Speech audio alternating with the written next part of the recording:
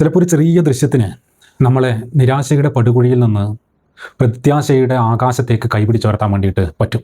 ഒറ്റ ദൃശ്യം മതി, ഒരു കാഴ്ച മാത്രം മതി. അങ്ങനെയൊരു കാഴ്ച നമ്മൾ കഴിഞ്ഞ ദിവസം തമിഴ്നാട്ടിൽ നിന്ന് കണ്ടു.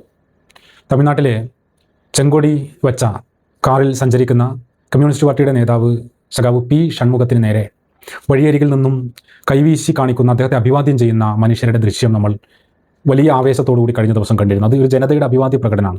ആ നാടിൻ്റെ ജനാധിപത്യത്തെ സംരക്ഷിക്കുവാൻ ഒരു കമ്മ്യൂണിസ്റ്റുകാരനും അദ്ദേഹത്തിൻ്റെ പ്രസ്ഥാനവും കാണിച്ച ജാഗ്രതയ്ക്ക് ആ നാട്ടിലെ മനുഷ്യർ അഭിവാദ്യം നേരുന്ന കാഴ്ചയാണ് നമ്മൾ കണ്ടത്. അത് കണ്ടപ്പോൾ എൻ്റെ മനസ്സിലേക്ക് വന്നത് മറ്റൊരു അനുഭവമായിരുന്നു. അത് ഒരു 33 വർഷങ്ങൾക്ക് മുമ്പ് 1992 ജൂൺ മാസം 20-ാം തീയതി തമിഴ്നാട്ടിലെ ധർമ്മപുരി ജില്ലയിലെ വാച്ചാത്തി എന്ന് പറയുന്ന ഒരു ഗ്രാമം, അവിടുത്തെ സിത്തേരി കുന്നുകളുടെ താഴ്വരയിലാണ് ഈ വാച്ചാത്തി എന്ന് പറയുന്നൊരു ഉൾനാടൻ ഗ്രാമമുള്ളത്. ഒരൊറ്റ ബസ് മാത്രമായിരുന്നു അങ്ങോട്ടേക്ക് ഉണ്ടായിരുന്നത്.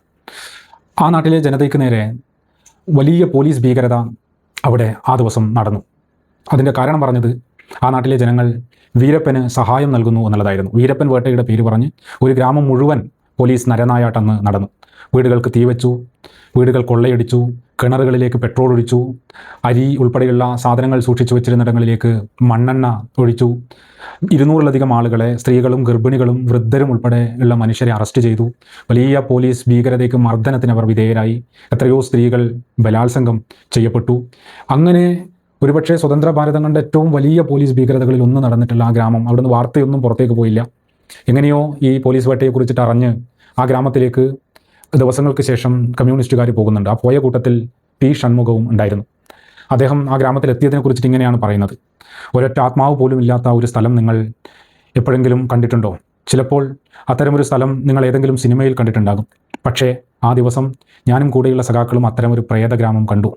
മേൽക്കൂരകളെല്ലാം തകർക്കപ്പെട്ടിരുന്നു. ഓടുകൾ പൊട്ടിപ്പോയിരുന്നു.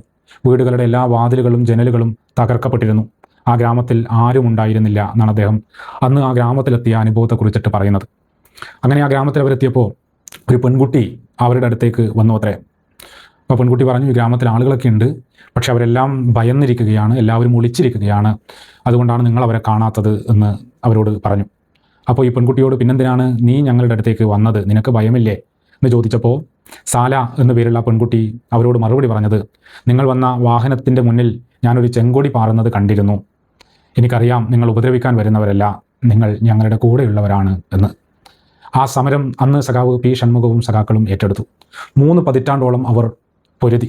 ഒടുവിൽ ആ കുറ്റകൃത്യത്തിൽ ഏർപ്പെട്ട മുഴുവൻ പ്രതികൾക്കും, 269 പ്രതികളും കുറ്റക്കാരാണ് എന്ന് വിധിക്കപ്പെടുന്നത് വരെ ആ പോരാട്ടം നടത്തി ആ വാച്ചാത്യ സമരം വിജയിപ്പിച്ച ആളുടെ പേര് കൂടിയാണ് സഖാവ് പി ഷൺമുഖം എന്നുള്ളത്.